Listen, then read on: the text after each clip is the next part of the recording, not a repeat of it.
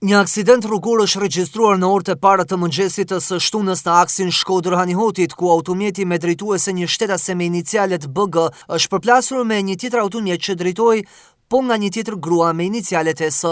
Si pasojë e aksidentit, janë dëmtuar lehtë të dy drejtueset e automjeteve, të cilat u dërguan në spitalin rajonal të Shkodrës, ku ndollën jashtë rrezikut për jetën.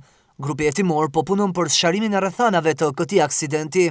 Ndërkohë, në 24 orët e fundit, specialistët për hetimin e krimeve shpallën në kërkim një 36 vjeçar, pasi nuk i është bindur punojësit të policisë bashkiake për largimin e automjetit dhe ka ushtruar dhunë fizike ndaj tij. Specialistët e seksionit për hetimin e narkotikëve proceduan në gjendje të lirë një 31 vjeçar, pasi gjatë kontrollit fizik u gjet një sasi e dyshuar lënde narkotike kanabis që u sekuestrua si provë materiale.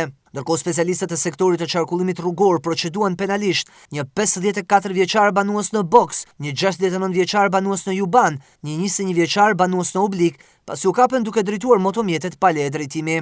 Ndërkohë, në datën 13 shkurt ka bërë kallëzim një 31 vjeçare banuese në Shtoj të Ri, pasi i kanë hapur një llogari në rrjetin social Facebook duke marrë të dhënat e generaliteteve dhe fotografitë nga llogaria e saj në Instagram, të cilat më pas i kanë përdorur për të krijuar llogari të rreme. Materialet për këtë rast i u referuan prokurorisë për veprimet mëtejshme.